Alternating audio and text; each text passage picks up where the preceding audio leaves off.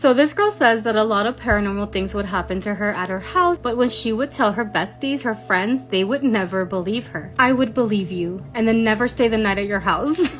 So there was one time where her friend decided to stay the night with her. She remembers that her friend was in the living room and she went up to her parents' bedroom to ask them what they were gonna have for dinner. So as she's leaving her parents' bedroom, she bumps into her friend on the stairs. When she saw her friend was looking down the stairs just waving goodbye at nothing. There was nothing down there. And then her friend's like, oh, I just bumped into your grandmother. I didn't know she lived here with you guys too. She said that she immediately gets goosebumps and goes down the stairs and her friend follows after her. Once down there, she looks at her friend and says, hey, only I live here with my parents. I don't know who you're talking about or who you saw. She said the moment that came out of her lips, her friend just got pale and like didn't say anything. She was almost in shock. After her friend calms down a little bit, she says that when she was sitting in the living room, she saw this older lady come out of his bedroom down there. And when the older lady saw her, she just smiled and waved hello at her. She never stopped, she just waved and that lady just kept walking. And of course, ever since then, her friend never wanted to stay alone in any bedroom of her house again. She explains that now that she's older and adult, strange things still continue to happen in her house. I'm not gonna lie, if I was her friend, I would have never came back, because what the fuck do you mean you live alone here with your parents? I mean, her friend did warn her though. She warned her. They didn't believe her. Anyway, what do you guys think? Would you have stayed the night there again?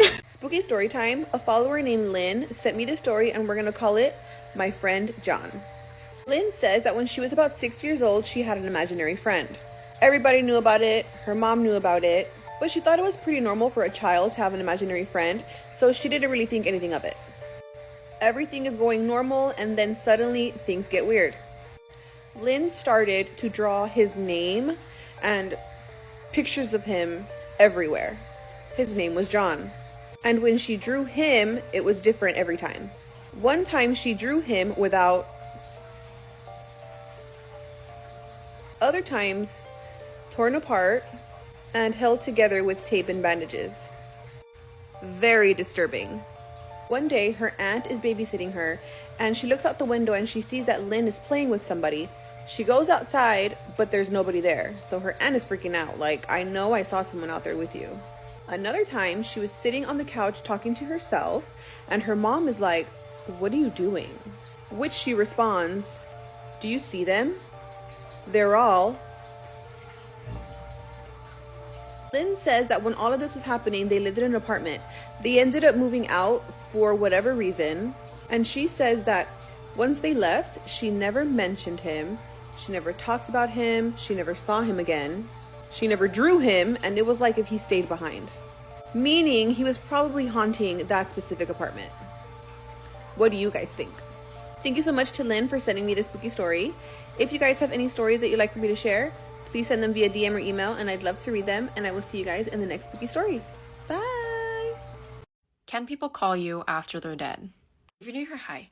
I usually talk about some pretty scary stuff, and recently I opened an email that allowed everyone who finds this TikTok page to send in their ghost stories. And let me tell you, not only have I been getting a lot of ghost stories from every corner of the world, and I've wholeheartedly enjoyed reading these stories, I have realized that these stories are genuinely terrifying. But this one is wholesome, so let's get into it. This story comes from someone who would like to remain anonymous, and for obvious reasons, I'm going to respect that. One of the very first things that this girl says in her email is, this story still gives her chills to this day, and it happened 6 years ago. This specifically happened to her dad, whose best friend tragically passed away in a motorcycle accident. So the day of his passing, her dad gets a phone call from his best friend's wife, asking, have you seen him? He got off from his shift about an hour and a half ago. I can't get a hold of him. He's not answering his phone. Her dad calls his best friend's phone about 10 times, wondering where he is, trying to track him down. And all this girl remembers is waking up at 1:30 in the morning to her dad screaming. And at that time, it was because his best friend's wife had called him and broke the news to him on what exactly happened and why they weren't hearing from him. And unfortunately, that involved a drunk driver. So fast forward a year later, the exact day of his passing, it's about 11:30 p.m. Her and her family were all around a campfire, and all of a sudden, her dad gets a phone call from his best friend's phone number. His friend had very young kids at the time, so he thought it was a joke. He picks up the phone, and he suddenly makes this face and puts the phone on speaker. And his dad asks, who is this? Is this a joke? And that's when they hear, "Bill, I'm okay." And the phone hangs up, and when they try to call it again, it says that the line is disconnected. What's really chilling is the fact that the last thing that her dad called his best friend and said is, "Just tell me that you're okay." And the girl who sent me this email says at the end of it that she truly believes that our loved ones come and visit us. And she feels this way because of her dad's story and because after her grandfather's passing, she had 3 cardinals come and visit her, which were his favorite bird. Additionally, a couple weeks after his funeral, his wife, her grandmother, was harvesting his crops because he loved a garden and pulled a potato out, and it looked like this. And I honestly would have to agree with that notion because I've had my own personal experiences, and I know a lot of other people who have had similar experiences with their loved ones who have passed on, visiting them as well. But anyways, that's going to do it for me. Stay tuned for more ghost stories. Was this man named Bruce. Now, Bruce was from Victoria, Australia, and he said this one particular weekend, him and his girlfriend decided to do some camping in the upper highlands of Victoria. Now, he said they went to a place called Wangamunga Valley, and they had found like this really awesome area to camp. Now, they set up their campsite, and he said the rest of the night, it was really romantic. They watched the stars and everything. Then they go to bed. Well, Bruce said in the middle of the night, he woke up to someone whispering in his ear, "Wake up." And he said he didn't know why, but he felt compelled to get out of his tent, and he walks over to this watering hole. When he looks down, he said he sees this man, and he's like washing something in the watering hole. He said he had on this leather like jacket, leather boots, and like this leather hat. He looked like he was in his 70s, and he had these plugs in his ears that were deer antlers. And he said he kind of had this long, scruffy hair and a scraggly beard. And he said this man was just bent over washing something in the watering hole. And he looked up and he just started staring at Bruce. Well, Bruce got like kind of freaked out and went back to the tent. He figured, there must be someone else in the area. He goes to bed. Next morning, they wake up. They find that their campsite is kind of like all disheveled. The chairs are moved around. Their tables knocked over. Their stuff's been ruffled through. And they're kind of like, maybe it's that guy, that I seen the other night. And so that day, they went out. They did some hiking. And he said they found like all of these footprints. And they were like leading to their campsite, but then they would sort of just vanish. Like whoever made these footprints somehow just like vanished into thin air. So he said that night when they went to bed, they woke up and they heard what sounded like the dingoes howling outside of their tents. So Bruce goes out of the tent and he's looking around, and he said off in the distance, he could see that same man standing there, staring at him. And he said there were all of these, like, what looked like dingoes, dogs, kind of around him, circling. So he got back in his tent and he's like, that guy is back. Like, I don't know what we should do. Let's just stay in the tent. Next day they wake up, once again, they do some hiking. They find like weird footprints. Well, that night they go to bed. And then when they wake up, they like hear whispering sounds all around them. Bruce gets out of the tent again and he discovers somehow their tent has moved from the campsite. And they are now about a mile away from where they were camped. So the next morning, they pack their stuff and they're like, what, we're out of here. I don't know what's going on. And they make it back into town.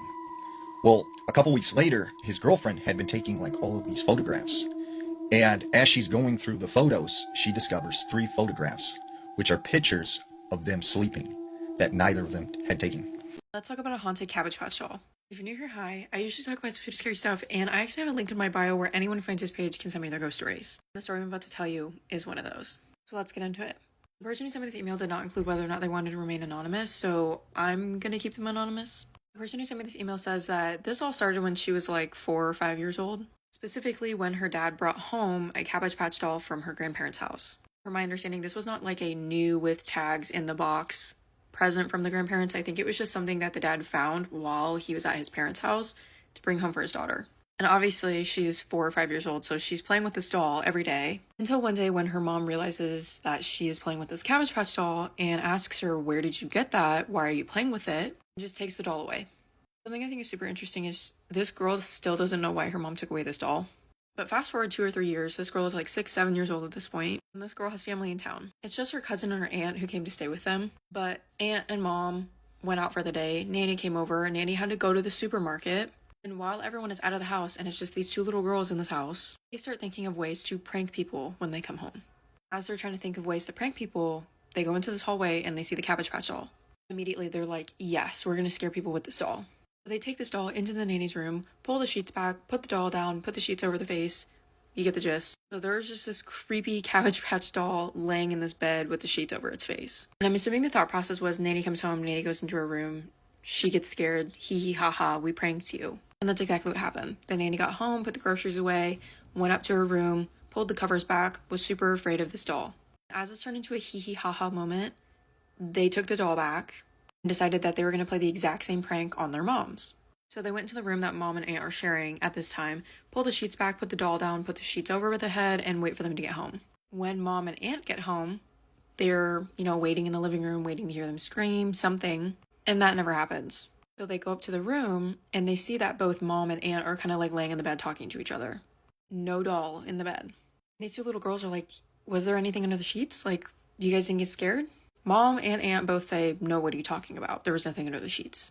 And then it comes out that they were playing with this doll that the mom of the person who sent me this email took away from her when she was like 4 and specifically told her not to play with this doll again. So her mom starts freaking out and is like, you need to find that doll like right now. And obviously these two little girls are super confused and they're like, okay, like we'll find the doll. And her mom again is like, no, you need to find it today. They searched this house all afternoon, top to bottom, could not find the doll. And after a while, this girl's like, I can't find it. I guess the mom and the aunt left in the middle of this too to go get dinner or something. And while they're still out, this is when the two little girls are like, we can't find it, we're giving up. And at this point, the girl who sent me this email said it was a lost cause. Like they were absolutely not finding this thing because they had checked everywhere. So she proposes to her cousin like, hey, I'm gonna go grab the laptop that's in the office and we can watch like cartoons or something on there. She walks to the office alone, opens the door, and screams because this Cabbage Patch doll was sitting on the chair in the office. And by the time her cousin got to the office as well, they were both just absolutely mortified because there's no way that they would have missed this doll sitting in a chair. I guess after this instance, they told their parents and they collectively just like gave the doll away to somebody. I don't know if that means it was donated. I don't know if it means it was just given to a family friend. I don't know. At the end of this email, she includes this photo of a very similar looking Cabbage Patch doll, which I will put in now. And I guess she looked very similar to this. So if you ever needed a reminder on why you shouldn't buy dolls from thrift stores, this would be one of them. Because this is not the first story, it's probably not the last that I'm going to hear where at the end of the story where they have a haunted doll, stuffed animal, something moving, where they give it away or donate it. And absolutely no shade, because if I had a doll, stuffed animal, something moving in my house by itself, I would too give it away to something or someone. I actually have had conversations where I've talked about giving things away to people because they have something weird attached to them. But anyways, that's going to do it for me. Stay tuned for more ghost stories. What police found inside this family home is like something from a horror film. 4 family members brutally murdered with a bloody axe laying next to their bodies. It was the 18th of February 1988 in Rochester, Minnesota. On the outskirts of the town in a modest house lived a family of 5. These were Bernard and Paulette, who were the parents, and they had 4 children. Joe, age 19, David, age 16, Diane, 13, and Ricky, age 9. Joe had actually just recently moved out of the family home because he wanted to pursue a career in teaching, so it was just the 5 of them left in the house. And moving out of that house may just have saved his life. The family seemed to the outside world absolutely perfect. They were middle class, they went to church, they never had any issues with any neighbours, they kept themselves to themselves, which is why it was so horrific when a murder scene was discovered behind closed doors. Now, police came to investigate after 16-year-old David had apparently confessed to his friend from school that he'd murdered his whole family. He'd met up with her just prior to going to school that day and asked her to bunk off with him, and she agreed, but he then made a chilling confession that she didn't really know whether it was like just a fantasy, just like a role play thing and just something he was saying for a bit of shock value, or whether it was the truth. He said, I can get anything I want now, my parents are dead. She kind of just went along with this because she said, you know, at the time they used to kind of say crazy things sometimes to each other, and she just didn't know whether he was just playing up, he was just like making a bit of a joke. They ended up going to the shops together and back to a friend's house for a bit, and David ended up just spending basically the entire day wandering around, seeing some of his friends, and just doing normal kind of teenage stuff when you're bunking off from school. But eventually, police got a call from concerned neighbours asking them to do a welfare check. One officer described showing up at the home to eerie silence, and they shouted "Sheriff's Office" and got absolutely no reply. There was no sign of life. Then stated, "I got up maybe 4, 5, 6 steps and I could see 2 sets of feet at the top of the steps."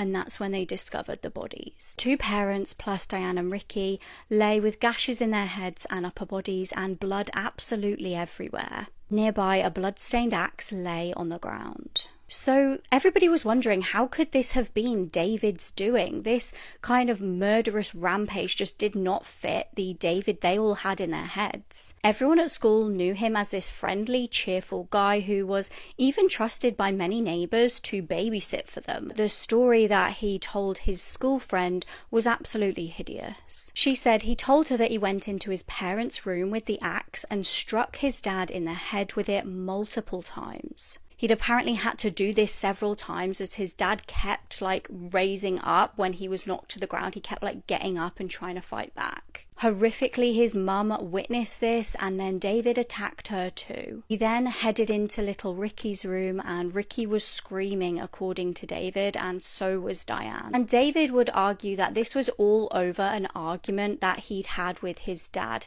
He claimed his dad was very strict and had hit him round the face on multiple occasions, but obviously we've just got David's word for this. The other family members can't really now explain what actually happened. It also doesn't explain why he would kill his whole family if the beef was just with his dad.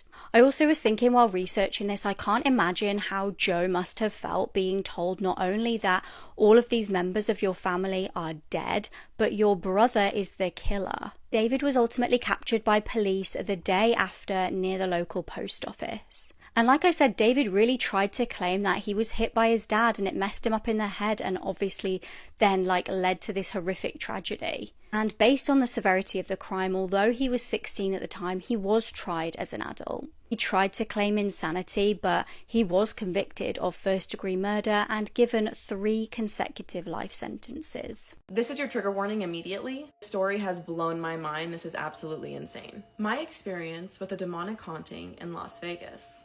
This is quite a long read. I apologize in advance. I've been following these paranormal subs for a while and would like to share my own experiences. October of 2010, I was 20. I had reconnected with my biological father after not seeing him since I was 3 years old. He was addicted to schmugs for most of my childhood. I will also get it out of the way that he is gay only because his former partner who lived with us during these events is relevant to the story. How was I conceived, you ask? There's still some debate to that, which is irrelevant here. Anyway, when I first moved in, man, it was great to have a real dad. My stepdad was an abusive piece of shit, so I was on top of the world even though the situation was far from perfect. We'd listen to records talk for hours over drinks and cigarettes. I told him all about my life and learned about his siblings, his parents, our family history. We spent that first summer in record stores, dive bars. That didn't card me. And walking Fremont Street, where most Vegas locals go, not the Strip, by the way. Did I mention this was Vegas? Not the first place you think of when you think of paranormal phenomena, haunting, and possession, am I right? But it's all there. I think we were ripe for attracting some kind of negative energy or entity to us because along with those good times came a lot of struggles. I was having an existential dilemma. I had decided God and gods didn't exist, that I didn't want to be practicing pagan anymore, didn't believe in anything at all. At the time, my psyche was getting kind of dark the longer I was there. I was lonely, it was hot, my job was hard, my dad's former partner, let's call him Gus, who was still living with us, was a really severe drunk and absolutely brokenhearted that my dad wanted out of their 16-year-long relationship. To be honest, it made me sad too. This also strained them financially because prior to his drunkenism, Gus was more the breadwinner and better at managing finances. My dad, for some reason, just can't pay and manage bills. Lights and gas were constantly being shut off, their vehicles repossessed. Their life together was disintegrating in every way. I think Gus hoped that by me coming out there, it might bring them back together. When it was clear that it wasn't the case, it all got worse. We were never really home that summer because we had no central air. We also had a bad cockroach infestation that my dad constantly said he was getting an exterminator for, but never really did. For whatever reason, mainly boredom, I was watching really disturbing horror films and Martyrs and a Serbian film. I was watching weird PORN. I was exploring the tenets of Satanism and watching documentaries on Aleister Crowley and the occult. I didn't practice anything occult in that house, but I was consuming a lot of dark shit. The first experience I had with the supernatural was on an especially hot day, and I acknowledge this may have been some kind of heat-induced hallucination, but I'm a rational person. I was trying not to move a muscle because I was so hot. It was midsummer with no central air or AC, and I was in a recliner in the living room, which provides a view of the hallway. I saw a black shadow figure emerge from a closed closet door in the hallway and move down the hallway where it disappeared towards the end of the hall. That was my room, and my dad's room was on the other side. Moments later, I saw my dad, or so I thought, quickly walk into my bedroom from his room, which was right across the hall. But seconds later, he walked in from the backyard. This is where the laws of physics seemed to bend in our home, where I was seeing something impersonating my dad. So even if for whatever reason he went from the bedroom through my window to the backyard, it would be impossible. There was a gigantic, ancient, rusted swamp cooler covering my window. And he's 6'5", 250 pounds. There's no way for him to get from my bedroom to our backyard. Still, I had to tell him, I just saw you walk into my room. He said, why would I be in your room? I've been in the backyard, but you're not the person to see that. He went on to tell me that guests who have stayed with them have been spooked by talking to someone, usually over their shoulder or just out of full view, who they believe is my dad, only to discover he was nowhere nearby. I dismissed this as, like I said, heat-induced hysteria. It's Nevada. It's hot. People see things out of the corner of their eye that aren't there. Case closed. So this is going to be a multiple part story.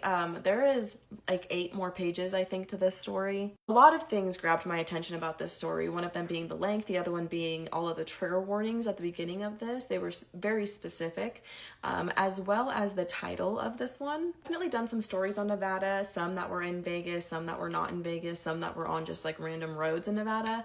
But as far as Vegas, a lot of people know where Vegas is and or have been there or seen movies about it, i.e. The Hangover, but they don't really know that there is a lot of actual like hauntings that happen there, and a lot of people have actually reported crazy, weird, haunted stuff happening, even though Nevada is one of the later states to come into statehood. So I definitely found it interesting that this was specific to Las Vegas. So I am really intrigued to read this story, and I'm really excited to get through all of it. It seems to be really well written so far, and I love the detail that we're receiving. So this is going to be a multiple parter, unfortunately. I'm sorry, don't kill me. With that being said, I love you guys so much. I cannot wait to post part 2 of this video, and I hope you have the best day ever. Bye. I have a long case for you guys. Warning, this is a traumatic crime case. If you're not into that, then I would suggest you not watch this video. It can give you anxiety or send you into a state of paranoia. It is 2 o'clock in the morning on June 20th, 1996. An off-duty ambulance worker spotted an abandoned vehicle off of a busy highway, Highway 476. This highway has hundreds of thousands of people drive it every single day. When this ambulance worker approached the vehicle, he seen a few things that made him feel uneasy, so he called the law. When the police showed up, they observed a small gray vehicle with the driver door open. The radio was blaring, the lights were on, the car was running. There was some blood observed in front of the vehicle on the ground in like a pool form. There was also a crowbar nearby. It clearly looks like an attack has taken place, but they have no idea who the car is registered to or who was driving it at that time. Back to the pool of blood that was found in front of the car on the ground. Law enforcement had an interpretation done of the blood pool and came to the conclusion that someone had laid there for a short period of time, leaking this blood. Criminal analysis Dale Yeager said that this crime scene showed this person was attacked very quickly and was taken from the crime scene very quickly as well. Okay, so next to the car was a tire impression, and a forensic expert made a cast of this tire impression. Then they find out that the vehicle that had been abandoned on Highway 476 was registered to Gail Willard, but was often driven at nighttime by her daughter, 22-year-old Amy Willard. Amy is a star soccer and lacrosse player at George Mason University in Virginia. Amy obviously goes to college, but at this particular time, Amy was spending the summer back home with her family, her parents, her siblings. Because the car is registered to Gail Willard, they obviously contact her like, hey, your car is abandoned on the side of a highway and we're calling to make sure you're okay. She's like, yeah, I'm fine, but my daughter drove my car last night to a bar called Smoky Joe's. Amy's friend said that she left the bar at around 1 a.m., and according to them, she left by herself.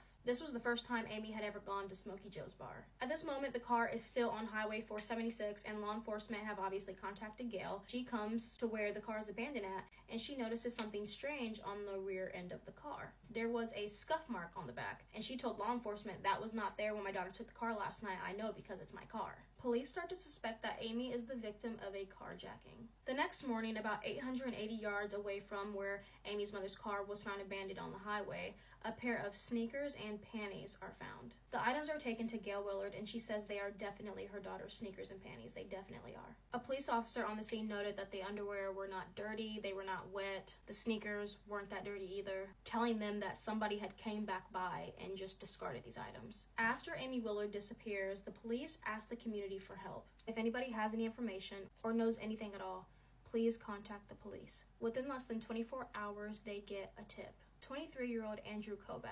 He says that he was driving on the same highway that Amy was at the same time, and claims he's seen something suspicious the night Amy disappeared. Andrew was someone that law enforcement had ran into before. A few years earlier, he was in trouble for impersonating police officers. He bought a police car light, put it on his car, and he would drive up and down roads pulling people over, telling them they committed a crime, and then would let them go. He would do it as like a funny prank to people. Just a young kid being dumb. Then someone reported him, and then he never did it again. Now let's come back to present day. He claims he's seen something suspicious on Highway 476 on January 19th, the night Amy went to Smoky Joe's bar and never returned home. The fact that he came forward made police very, very suspicious of him, so they start questioning him, and right off the bat he's like, "Hey, I was just doing what you guys asked. You guys asked the community for information or if anybody seen anything suspicious, so I just did exactly what you guys requested. Like, hey, what's all this coming on me for?" Then less than 24 hours after Amy disappears, kids playing outside in a abandoned field discovered a young girl's body. Law enforcement get there, and sure enough, there was a young girl's body. The girl had a Nike logo tattooed on her right ankle. Amy Willard's mom, Gail, recognized this tattoo immediately. Amy is deceased. Amy's death is a result of blunt force injuries to her face and head. She also had a burn impression on her abdomen, which they had no idea where it came from. The medical examiner says that Amy passed away the same day that she was found. They think, okay, now we're just looking for a suspect, but this case is about to get way deeper than they ever expected. Go to part 2. Kids playing in an abandoned park just discovered the nude body of a young woman, and she is identified as 22-year-old Amy Willard. She has passed away as a result of blunt force trauma to her face and her head. She was also SA'd, and she had a large burn pattern on her abdomen. Amy was last seen the night before leaving a bar called Smoky Joe's after hanging out there with a few of her friends. But what happened and what led her here? She was just headed home, but ended up murdered. To get you caught up to speed, a vehicle was found abandoned on Highway 476 in Philadelphia. The car was on, it was running, the music was playing, and there was blood around the vehicle as well, but there was no driver in sight. When they figured out who the car is registered to, it came back to being Gail Willard, but she was alive and well. Her daughter, on the other hand, 22-year-old Amy Willard, drove her car often. And her daughter drove her vehicle the night before when she went to a bar called Smoky Joe's with a few friends. Then the next morning, her body was found. This case is about to get crazy. So the tire impressions that were found near the abandoned car were from a Firestone 4413 tire, which is typically on small, compacted vehicles, tiny cars. So they go back to Andrew Kobach. He had came forward saying he'd seen something suspicious on the night that Amy disappeared, and that made law enforcement suspicious of him instead. They check his vehicle, and his vehicle tires do not match the impressions that were made at the scene of where Amy's car was found abandoned. And they also did a thorough search of his house and found nothing that would make them think that he had something to do with the murder and kidnapping of Amy Willard. He's immediately cleared as a suspect. He can go. The case starts to go cold. They have no more leads, and a whole year passes until 19-year-old Patty Jordan comes forward with a horrifying experience. She says that one night after leaving a local nightclub, on her way home, a suspicious vehicle followed her all the way from the bar and followed her for an extended period of time, and then hit the back of her car with their car, and pulled up beside her at a red light and said, "Get out the car, get out the car." And she's like, "No, you hit my car." And she did not feel comfortable getting out the car to speak to this person, so she kept going and speeds home. Then this car catches back up with her again, and she gets nervous, but the car actually goes in front of her and speeds off past her. She was able to read the license plate, and she memorized it by brain, went back home, told her parents the license plate number, and then they went to the police. The license plate on the vehicle came back to 38-year-old Arthur Bomar. Now, the license plate belonged to Arthur, but the car did not match the information that was on the license plate. It was obvious that this was a stolen vehicle and that Arthur took his license plate off of whatever car he owned and put it onto this car. So whose car did he steal? I'll tell you that information in a minute because that is wild in itself. They find out a lot of information on Arthur quickly. He's been in trouble with the law for over 20 years, with a lot of violent crimes against women. Criminal analyst Dale Yeager said that Arthur is the type of person who hates women, he despises them, and wants to punish them. But he also obviously had a weird infatuation with them where he wanted them really badly, but in the most horrifying, disgusting way possible. Police obviously want to bring Arthur in, but they cannot find him anywhere. Not long after the encounter with Patty Jordan, a woman frantically calls police saying that someone is trying to break into her upper level apartment. This is said apartment. When they get there, they quickly arrest the perpetrator because he was still there. He obviously didn't know that she had called 911, and he identified himself as Peter Thomas Love. They quickly found out that that was not his real name, and the person who tried to break into her apartment was Arthur Bomar. Now back to the stolen vehicle. The vehicle that Arthur had been driving committing these crimes belonged to Maria Cabuenos. She's been missing for 3 months. She was reported missing by family when she failed to show up to work one morning. Investigators believe that Maria was abducted off of Highway 476, the same highway that Amy Willard was abducted on, because that was the same road that Maria had to take to get to work. Also get this, the back of Maria's car had a scuff mark on it, like it had been hit with another vehicle. It's clear we have a pattern here. Investigators are for sure that Arthur has something to do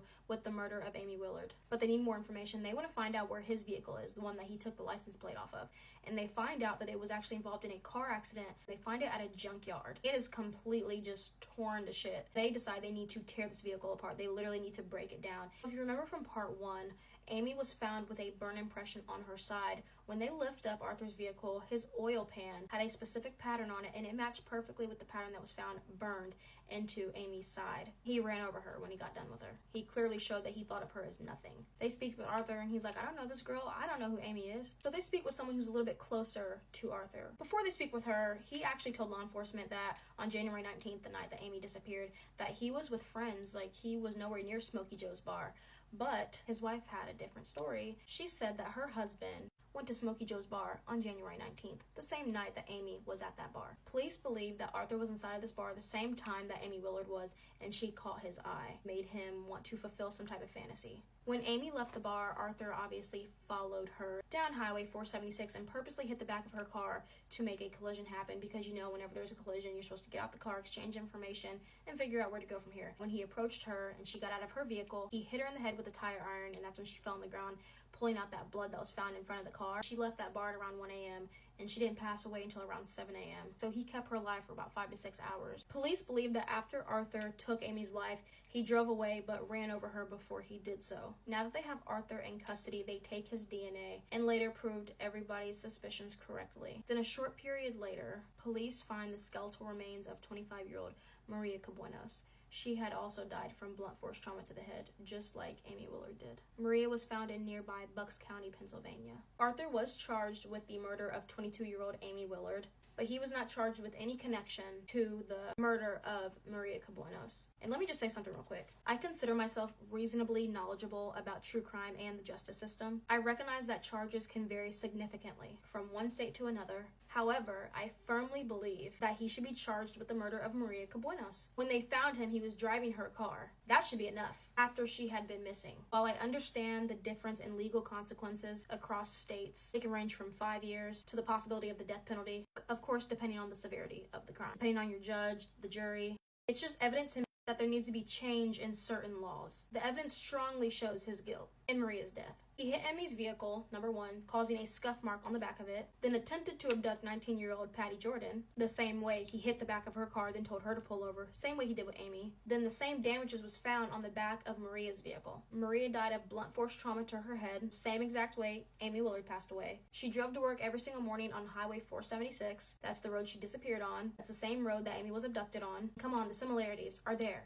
They're there. I mean, and then he was found driving her car. His responsibility in Maria's death is undeniable. Well, come to find out, Arthur was actually in prison for murder not too long or sometime before Amy Willard's murder. I don't know if he killed a woman or a man. I think it was a man that he had killed, thinking. But Amy Willard wasn't the first. He served 11 years in prison and was released on parole. This is another problem with the justice system. Why are y'all letting these people out? If someone ever asked me if there was a story that I would want all of my followers to listen to from beginning to the end, it would be this one. These are the type of stories that truly scare me so much. Just wait till the ending of this. So this guy says that when he was very, very young, he had a best friend named Raul. He said that it was a privilege to be Raul's best friend because unlike his home life, Raul's home life was really amazing. Raul had two parents who loved him so much and gave him attention. He even remembers how Raul didn't have to share his bedroom and had it all decorated with things that he loved. He lived in this really big house and had all the toys that just kids would dream of. He even had the newest and most modern video game setup, so of course when Raul asked him to stay the night, he was happy to. And just like he expected, he had the time of his life in that sleepover, and it wasn't just like the toys and having fun with Raul, but even Raul's parents treated him like he was a part of the family. He remembers eating sweets and they even ordered pizza, which was really rare in his own household. He remembers even little details like when they were gonna watch movies, they would let him choose the movie that the entire family was going to watch. He says that they would watch the movie and then they would go play video games, they would have snacks until they eventually would go to bed. However, not everything was perfect. There was just something about when nighttime came that was not good. He realized that something was not right the first night he spent the night in that house, and he was tossing and turning. He explains that what he started to hear was almost like if somebody was knocking on the bedroom window. He thought to himself that maybe it was a branch of a tree that was making that kind of sound, so he didn't even bother opening his eyes to look outside that window. However, a few moments later, he heard that tapping on the window again. He did pretend to be asleep while somebody was tapping on that window, but he admits that that really scared him, not knowing who was on the other side. He ended up falling asleep until it was morning time, and then he didn't tell anybody anything because he forgot, since he was dreading going back home in the morning. So a week passed and it was the weekend again, and Raul again asked him if he wanted to spend the night, and he was so excited that he said yes and completely forgot about the window incident. However, they had fun.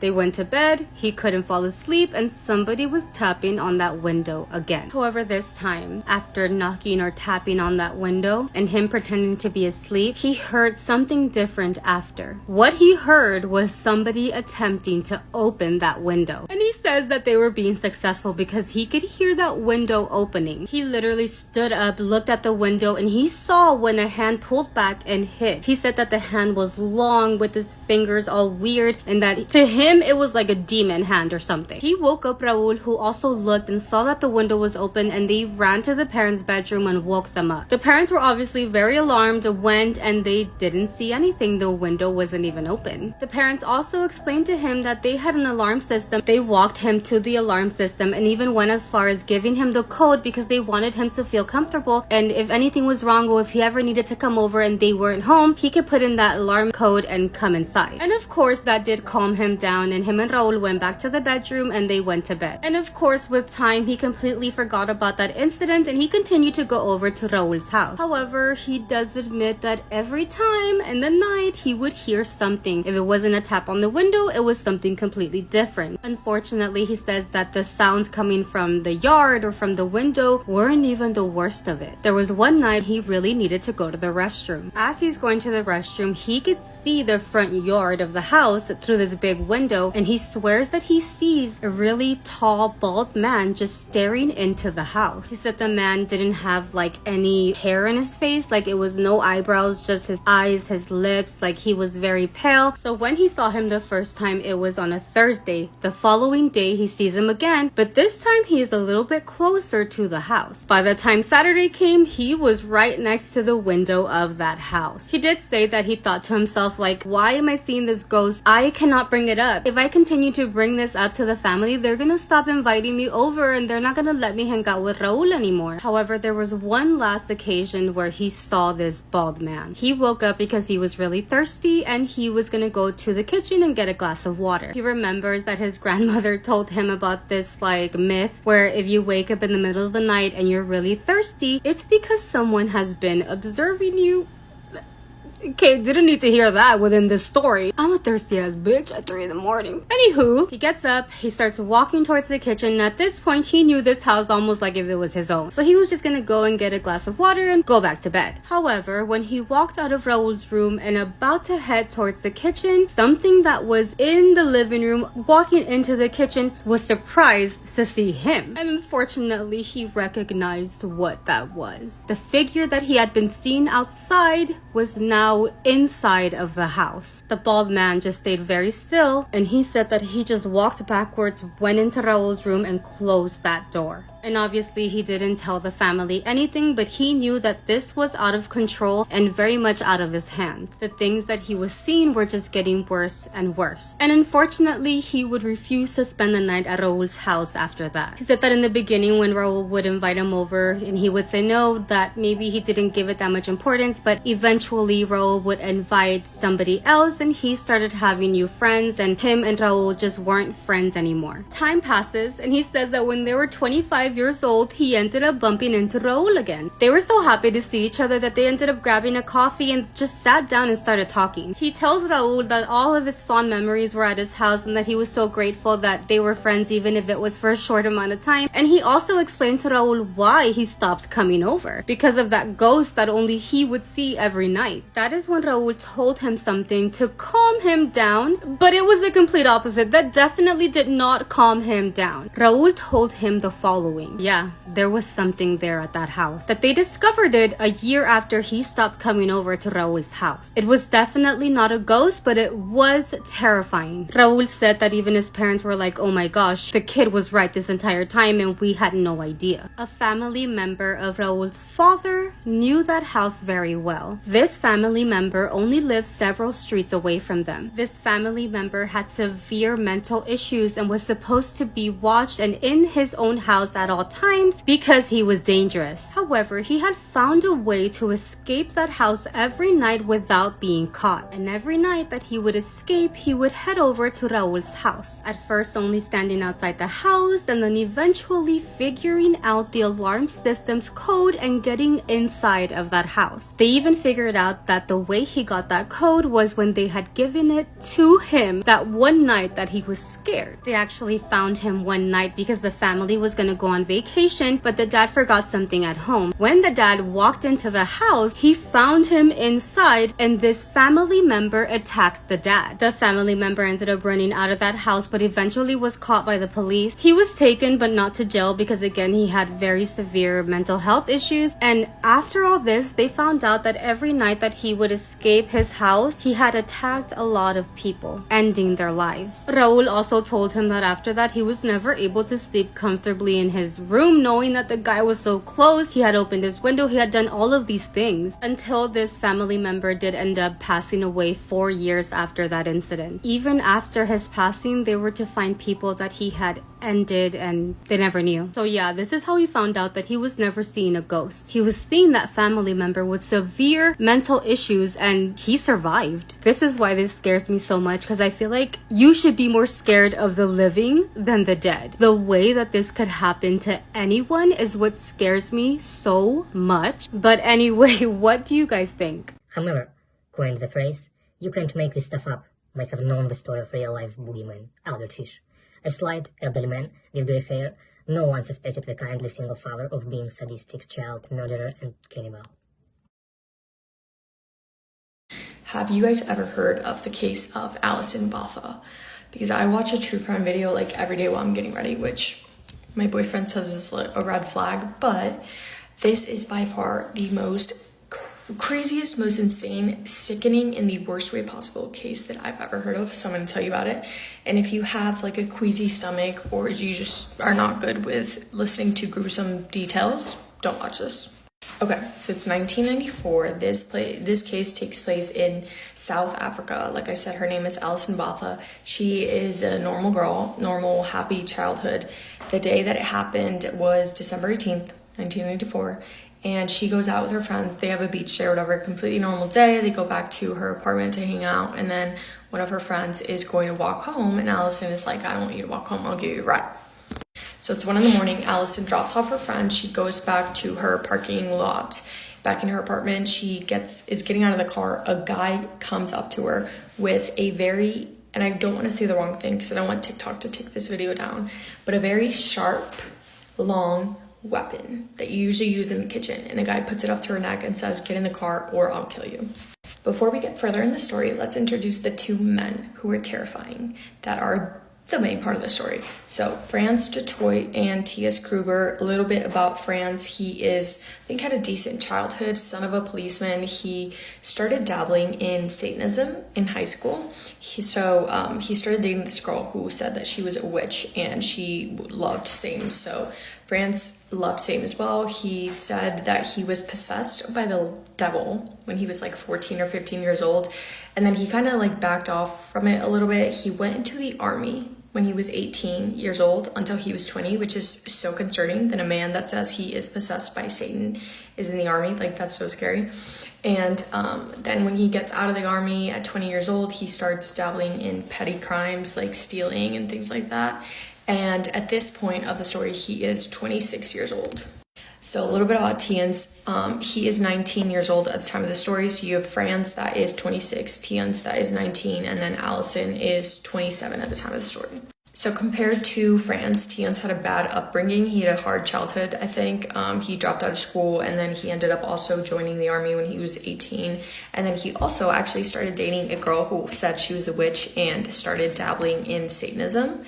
And I guess that's kind of how the two guys became friends, because they both dated witches that loved Satan, and they loved Satan, and then they were both in the army, so they kind of had that in common. Okay, so back in the parking lot, Franz is holding the thing on Allison's neck, and he's like, "Don't worry." He's like, "Get in the car," whatever. They get in the car. He says, "Don't worry, I don't want to hurt you." He keeps telling her that over and over again, and then he's like, "We have to pick up my friend." The friend being Tiens. So now Franz and Tiens and Allison are in the car. They drive her out all the way to the field. And at this point, like, Allison's begging, and she's like, "You can have the car, just drop me off here, like, I won't tell anyone, blah, blah, blah." And the guys just start ignoring her, and then they drive her out to the field, and they just look at her and say, "Are you going to fight?" By that point, Allison knew what was going to happen, and I think you can assume what happened. They abused her in the worst way possible. And then, and also an important part of the story, so when it was Franz and Allison in the car, Franz is just like having normal conversation with Allison, and he asks her what her name is. She thinks quick on her feet, and she lies, obviously. She says some fake name, and then Allison's like, "What's your name?" And Franz also lies and says a fake name. Okay, so after they do what they do to Allison, then they start talking, the two men start talking amongst each other, and that is when Allison finds out both of their real names, because she hears them saying Franz and Tina, so she puts two and two together, realizes those are their names, and this is an important part of the story. So they're discussing right in front of her what if they should kill her and how they should kill her, and then they decide that they should. So they take the sharp object, they start so many times, 35 to be exact, in the stomach, just over and over and over in the stomach 35 times. And then, as if that wasn't enough, I don't know if it was Franz or Tiens, but he takes the sharp object and goes like this across Allison over and over and over again, 16 times. 16. So this is where it gets crazy. So then the two guys are discussing. Allison blacks out at some point, because how could you not? She like passes out, and then she kind of comes back to it. The two men are discussing if they think that she is actually dead or whatever. They decide that they do think that she's dead, because how would a human ever survive that kind of attack? Allison hears them talking about this, and she is again quick on her feet, and she decides to play dead. So she's just laying there pretending like she's dead. So then the two men leave. They leave her because they think it's done. And then Allison is just laying on the ground, like kind of bleeding out, and she thinks, "I'm gonna die here, this is it for me." And then she was like, found some sort of strength to think, "I don't want these men to do this ever again to anyone else." So she's laying on the field with the littlest amount of strength that she is left. She writes on the sand their first names. She only knew their first names, but she writes them on the sand so that the police could know who actually did this to her. And then this is really sad, but she writes also on the sand, "I love mom," so that when they found her, her mom would know that she was thinking about her on her last few minutes. And she kind of just lays there accepting her faith, and she's like, "I'm gonna die." death is gonna come free, but that death does not come.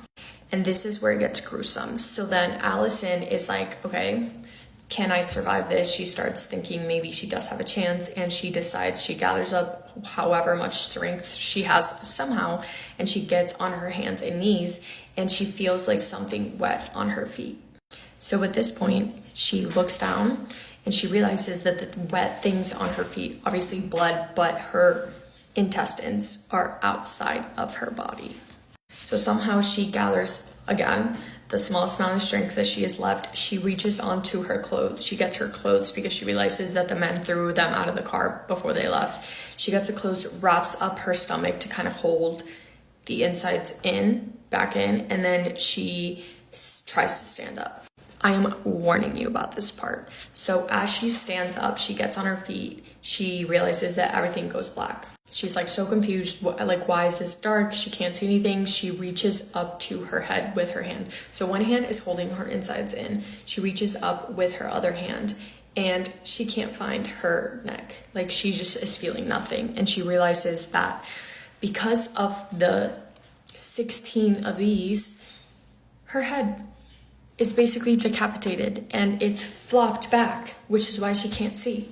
And this is so insane. I can't even believe that this is like a real story that I'm saying. But so she kind of reaches for her head, puts it back in place, and is just holding it and is like, okay, this is it. This is all I got. She walks back to the main street.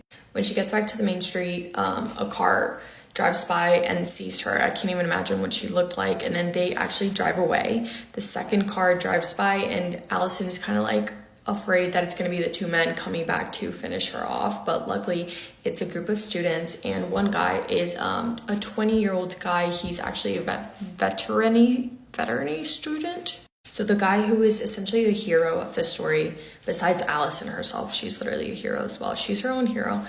His name is Tian, not to be confused with Tian's the bad guy. So Tian is a student. He gets out of the car. He starts helping Allison immediately, calls 911. 40 minutes pass, an hour passes. After an hour and a half, finally the ambulance comes, and Tian's just knows that he has to keep Allison alive. Somehow she obviously can't talk, but she's still like opening her eyes and stuff, and Tian's just keeps telling her, you have the most beautiful eyes I've ever seen. Keep them open, keep them open, keep them open. And somehow she does. So after 2 hours, actually not an hour and a half, finally the ambulance shows up. It's actually insane how much the universe was on Allison's side at this point, because who could ever survive that? And then, like, luckily she got enough strength and was able to drag herself to the main road.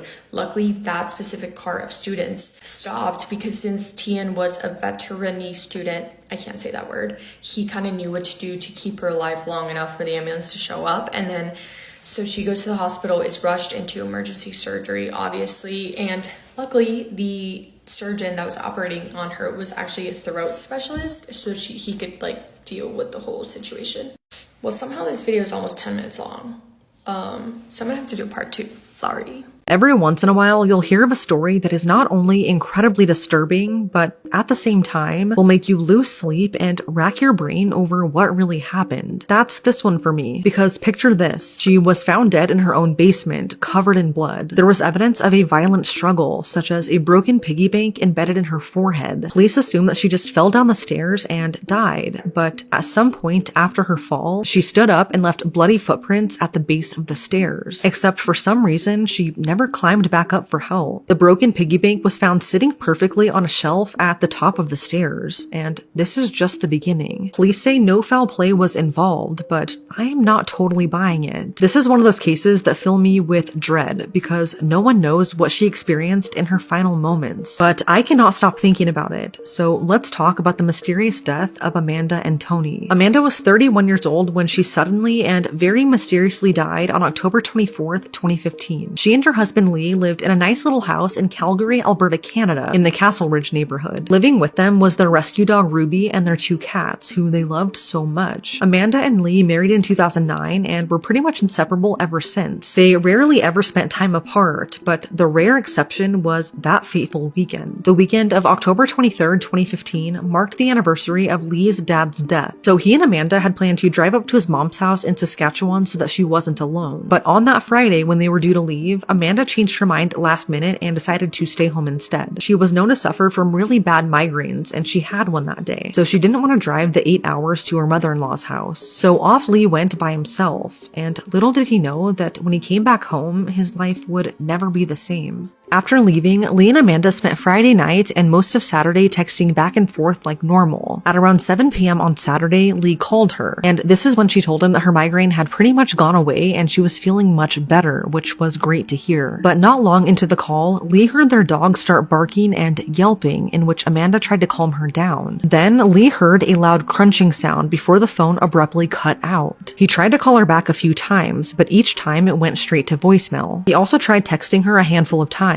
but after this, he never got a response back. Even though the couple were really close, Lee didn't seem too concerned about this at first and just figured Amanda was either busy or maybe her phone stopped working. But when Sunday evening came and went and he still hadn't heard from her, he decided to cut the trip a little bit short and head home first thing Monday morning. And no one could have expected what he was about to find. When he got home that Monday afternoon, which was now October 26, 2015, he walked into a chaotic scene. The dog and cats were running about with no food or water, and there was poop and pee all over the place. He let the dog out and started looking for Amanda, but at first he couldn't find her. Nothing seemed out of place except for an overturned dining room chair, but then he made his way to the basement, the only part of the house that he hadn't looked yet. When he turned on the lights, he immediately saw a gruesome scene. At the bottom of the stairs, the concrete basement floor was covered in blood, and when he made his way down there, he found Amanda laying on the basement floor, also covered in blood. Lee then called 911 and told them that Amanda was cold to the touch. When Calgary police arrived, they found a violent scene. They noticed a significant amount of blood, and the scene was described as gruesome, and by far the bloodiest they had ever walked into. Upon looking at her, investigators' first impression was that it appeared she'd been struck in the head by something that caused a major injury to the right side of her face, so they thought for sure this was a homicide case and treated it as such. Authorities then noticed a broken piggy bank sitting perfectly on a shelf at the top of the stairs, and when they took a closer look at Amanda's body, they then found pieces of it embedded into her forehead, and little pieces of it surrounding her body. Like I said, this was a really gruesome scene, but this is where things start to get strange. So Amanda was laying in a pool of her own blood, but what's odd is that investigators found weird swipes and patterns in the blood, and then additional drops of blood were found on top of the blood that had already been smeared across the floor, meaning this either came from Amanda after some of it had already started to dry, or it came from someone else. But the most disturbing thing is that authorities found evidence that Amanda stood up at some point after her fall. Her own bloody footprints were found pointing forward at the base of the stairs, yet she didn't climb them for help. She was alive at this point, so why she didn't do this?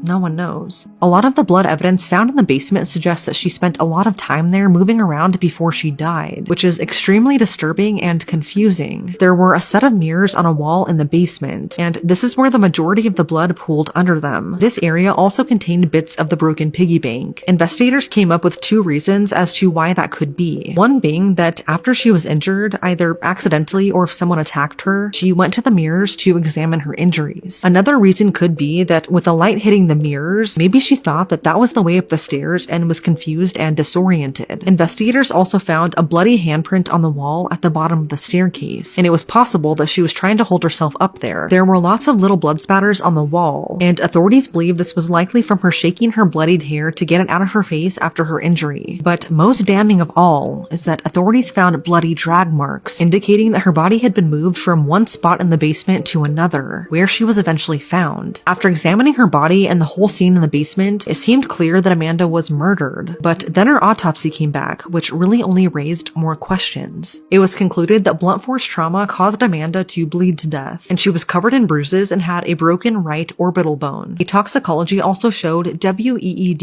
in her system, but this also confirmed that only her DNA was found at the scene, no one else's. So this led police to comb through her phone records, which showed that the last time anyone heard from her was when her husband called her at 7 p.m. on Saturday. They then determined that her time of death was around this time. But what's odd is that a neighbor came forward and said that on the night Amanda died, around the same time that she was on the phone with Lee, she heard a loud bang coming from the house, and then someone yelling. Another neighbor said that around the same time, they saw someone running away from the area through someone's backyard. This wasn't the safest neighborhood, but police found no sign of forced entry, and only her DNA was found at the scene. If there was an intruder, they would have had to enter the house either using a key or go through the back door, which Lee couldn't remember if it was locked or not when he got home. So then authorities started wondering if this was maybe just a tragic accident rather than a homicide. Like I said, they found no evidence of a break-in, nothing was missing, and the only thing that seemed out of the ordinary was the broken piggy bank and the overturned dining room chair. It was thought that maybe due to smoking WEED, Amanda was paranoid and could have knocked over the chair, and maybe just accidentally fell down the stairs. Maybe after falling, she suffered a concussion. People with a concussion often do little actions to try and soothe themselves, subconsciously. It was possible that the swoosh and smear marks in the blood came from Amanda herself, maybe moving her head side to side to try and soothe herself. One thing that investigators couldn't really explain, though, was the fact that her dog and both of her cats had not come down to the basement once after she fell. There were no paw prints in the blood, and it seemed unusual that for 48 hours they never once went downstairs to check on their owner, who they loved. Police assumed that since the floor was concrete, it was incredibly slippery, coated in blood, and because Amanda was barefoot, they thought she likely just kept slipping on her own blood and repeatedly hitting her head on the ground. But after 14 months of investigating, Calgary police ruled Amanda's death as accidental, stating that she just accidentally fell down the stairs and died, that no foul play was involved, despite the gruesome scene and the handful of unanswered questions, like how the piggy bank had been broken and pieces of it embedded into her forehead, yet somehow it wasn't knocked off the shelf at the top of the stairs, or how Amanda was alive for some time in the basement after her injuries, moving around, and even stood and faced the stairs, yet she never tried climbing them for help. Her phone was found to be thrown across the room, broken, which is another odd factor to this case. So although we don't know what exactly happened to Amanda, there are a few theories. Theory number one is that she did just accidentally fall. Maybe she was disoriented from her migraine that day and distracted on the phone with Lee and fell. Or maybe she tripped and fell over her dog since she was barking and Amanda was trying to get her to be quiet. It could be possible that she fell on the piggy bank and tripped down the stairs. Then she lost a lot of blood and succumbed to her injuries. It is weird though that the piggy bank wasn't knocked off the shelf. Theory number two was that Lee was involved. They did have a really loving relationship, but he was known to have a little temper. This was quickly ruled out though because he was in a different province with his mom at the time of her death, and this was confirmed. And he also fully cooperated with authorities. And theory number three is that Amanda was killed by an intruder. Like I said, this wasn't the safest neighborhood, and they did have reports of people breaking into their backyard in the past, but police found no evidence of this. But the smears in the blood on the basement floor could have been from an intruder trying to wipe away their footprints. It was also reported that a bloody towel was found in the basement,